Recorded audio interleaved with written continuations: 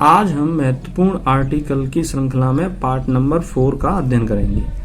हमने शुरुआत की है आर्टिकल 168 से, राज्यों में विधानमंडल। अब विधानमंडल से अर्थ होता है कि राज्य में विधानसभा और विधान परिषद की व्यवस्था होगी। अब सभी राज्यों में विधान परिषद नहीं है, किन्हीं किन्हीं राज्यों में विधान परिषद है, लेकिन विधानसभा सभी राज्यों में पाई जाती है। इससे एक ज्यादा आर्टिकल है, आर्टिकल 169। 169 राज्यों में विधान परिषद की स्थापना के बारे में बात करता है, और आर्टिकल 170 राज्यों में विधान सभाओं की संरचना के बारे में बात करता है। तो 169 के अंतर्गत विधान परिषद की स्थापना कैसे होगी और समाप्त कैसे किया जा सकता है, और 170 में 170 में विधानसभाओं की संरचना किस तरह से होगी। इससे एक आगे आर्टिकल है 171 राज्यों में विधान परिषद की संरचना के बारे में बताया है। तो स्थापना 169 के अंतर्गत बताया गया है, और विधान परिषद की संरचना 171 के अंतर्गत बताया है। और 172 172 में राज्य विधानमंडलों की अवधि कितने समय के लिए होगी, इनके बारे में चर्चा की गई है।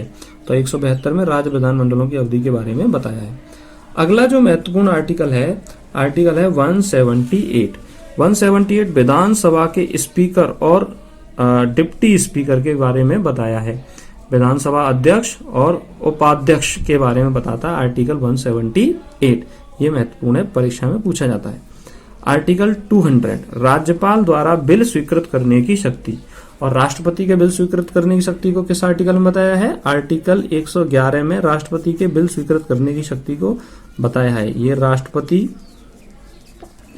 के बिल स्वीकृत करने की शक्ति, बिल स्वीकृत करने की शक्ति के बारे में बताया है।